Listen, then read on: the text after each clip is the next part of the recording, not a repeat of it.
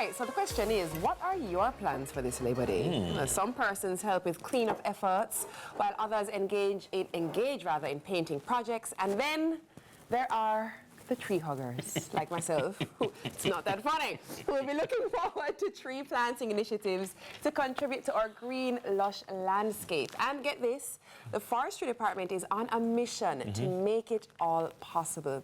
They're the rock stars, truly, behind the managing of a whopping 117,000 hectares of forests across Jamaica. And in support of Labor Day 2024, they're rolling out a seedling distribution program. All right, that's right. Well, whether you're flying solo or you're rolling deep with your crew, you can snag some seedlings from any of the Forestry Department's nurseries between May 21 and May 29. With every tree that you plant towards the 3 million trees in 3 years initiative, well, we have public relations and communications officer at the Forestry Department, Nasheji-Gaye, Elliot, did I get that right? Nasheji-Gaye. Nasheji-Gaye. Nasheji-Gaye.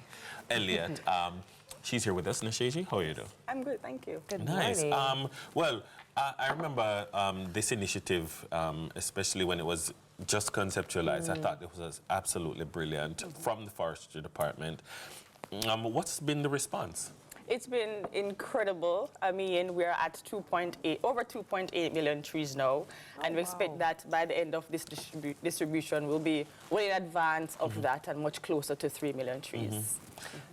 It is part public education, part taking that education into action, which is why I like it. Because, I mean, yeah, we see public education campaigns all the time, but when you give me something now to go and do, I mean, that's when, you know, we get a bang for our buck. They say, for instance, the Amazon is the lungs of the earth. In terms of Jamaica's lungs, how are we doing in our forests? We're doing good. I mean, it's over 40% of forest, and with our recent land use, land cover report that has been, it's about to be released, we'll find that our forests have increased. And even with this distribution now, it should increase much more. We can represent that again in another 10 years.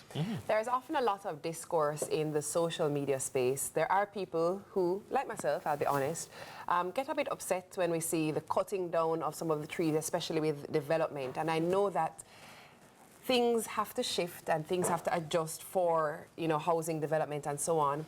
But do you think we understand as a population how important the trees are, to even us complaining every day how the place hot, the time hot, what the air feels like? Do you think that there's an understanding in our social fabric about how critically important your department is and how important the trees are to our existence? I think more and more people are getting it. And the fact that we have planted over 2.8 million trees already, the awareness is increasing. And one of the roles of the Forestry Department is to engage persons with the distribution like this, to give it to them, so it becomes more apparent that there's a need. You know what I loved about the list when I saw it? You can glimpse it there on your screens right now.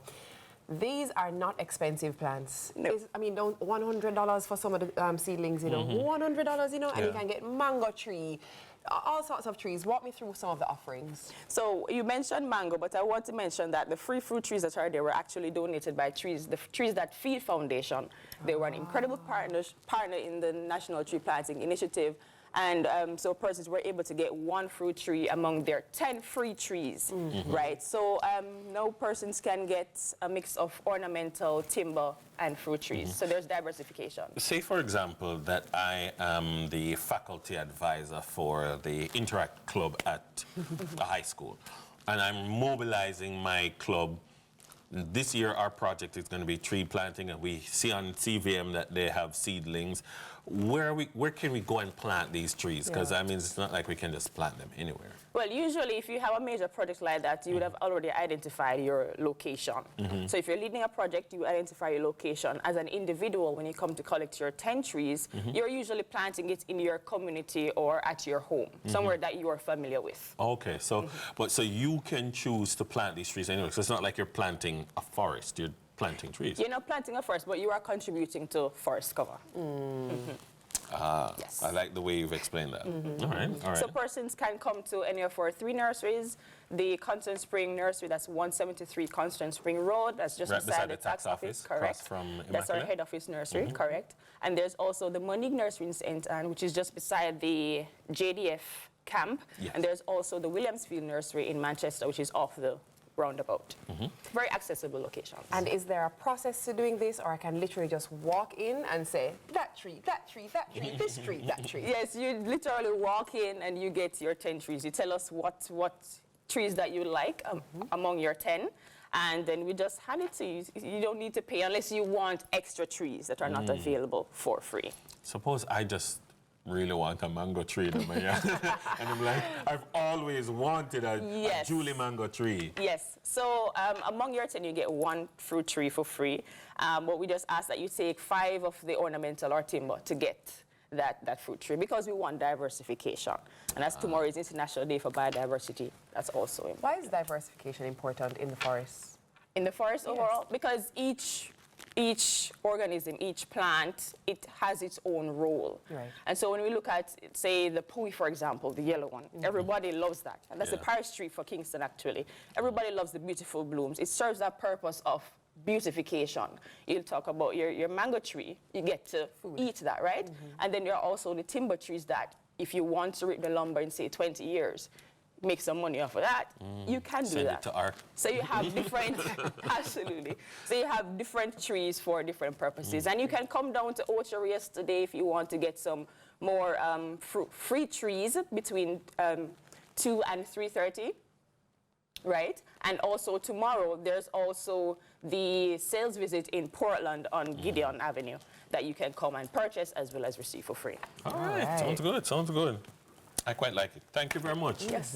Thank you so much. Thank you That too. was Nasheji-Gaye Elliot, Public Relations and Communications Officer at the Forestry Department. Now it's the final week of the Sunrisers Challenge, and we are really putting our community to the test.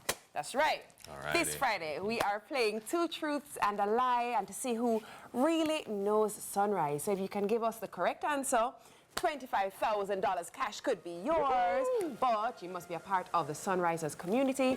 So head on over to our social media pages and click the link in our bio now. And if you're not on that form of social media, you can send us a WhatsApp message at 876-833-0897. All right, so from tiny plants to a story of a tiny yet mighty, there's more sunrise on the flip side. Stay with us.